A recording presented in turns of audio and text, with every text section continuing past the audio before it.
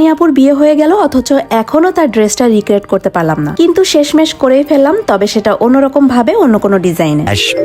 এই ড্রেসটার ফেব্রিক কেনার ভিডিও দেওয়ার পর থেকেই অনেক আপুরা ওয়েট করে আছে তনিয়াপুর ড্রেস দেখে আমার বানানো ড্রেসটা কেমন হবে সেটাই দেখার জন্য। সত্যি বলতে আমিও অনেক বেশি এক্সাইটেড ছিলাম কবে এই ড্রেসটা বানিয়ে পড়তে পারবো। আসলে হঠাৎ করে আসা ঠান্ডা জ্বরের কারণে আমার সমস্ত কাজই পিছিয়ে গেছে। অলরেডি হয়তোবা আপনারা ভয়েস শুনে বুঝতে পেরে গেছেন যে এখনো পর্যন্ত কিন্তু আমার ঠান্ডা লেগে আছে। তবে আলহামদুলিল্লাহ আমি এখন আবারও কাজ কন্টিনিউ করতে পারছি। যাই হোক, এখানে কিন্তু তনিয়াপুর ড্রেসের নিচের পার্টটা আগে কাটিং করব। তো তার জন্য আমি ফেব্রিকটাকে 4 ভাঁজ করে নিয়েছি। এখন মেজারমেন্টটা করে নিচ্ছি। আমার কোমরের মেজারমেন্ট অনুযায়ী আমি এখানে 9 ইঞ্চি নিয়েছি, আর কোমরের দিক থেকে কোনাকুনি দাগ দিয়ে আমি নিচের ঘেরটা নিয়েছি। ঘেরটা কাটার সময় আমি একটু রাউন্ড শেপ করে কেটে নিচ্ছি, যেন দুই পাশে 2 কোনা ঝুলে না থাকে। এইখানে আমি ওড়নার 2 সাইডের এক্সট্রা কাপড় কাটিং করে নিয়েছি। এখন ওড়নার 4 সাইডে সুন্দর করে লেস লাগিয়ে ফেলবো। আমি অবশ্য তনিয়াপুর ওড়নার মতো সেম লেসটা পাইনি, তবে সিমিলার এই লেসটাই পেয়েছিলাম, এই জন্য এটাই নিয়েছি। আর এই লেসটা লাগানোর পর কিন্তু ওড়নাটা অনেক বেশি সুন্দর লাগছিল। এরপর মেন ঘেরের পার্টটাও ফলসের ওপর রেখে আমি ফলসটাও কাটিং করে নিচ্ছি। তনিয়াপুর ড্রেসটাতে ঠিক যেমনটা ঘের ছিল আমি ওইরকমই ঘের দেওয়ার চেষ্টা করেছি। তবে আপনারা যদি মনে করেন যে ঘেরটা একটু বেশি দিতে চান, তাহলে 2-3 গজ কাপড় বেশি কিনবেন, তাহলে হয়ে যাবে। তনিয়াপুর স্কার্টের কোমরে হুক সিস্টেম ছিল, বাট আমি ফিতা সিস্টেম করেছি যেন আমার পরতে একটু সুবিধা হয়। যেহেতু আমার টপসের কারণে কোমরটা খুব বেশি হাইলাইট হবে না, এই জন্য আমি হুক সিস্টেমটা রাখিনি। তবে আপনারা আপনাদের পছন্দ অনুযায়ী করে নিতে পারেন।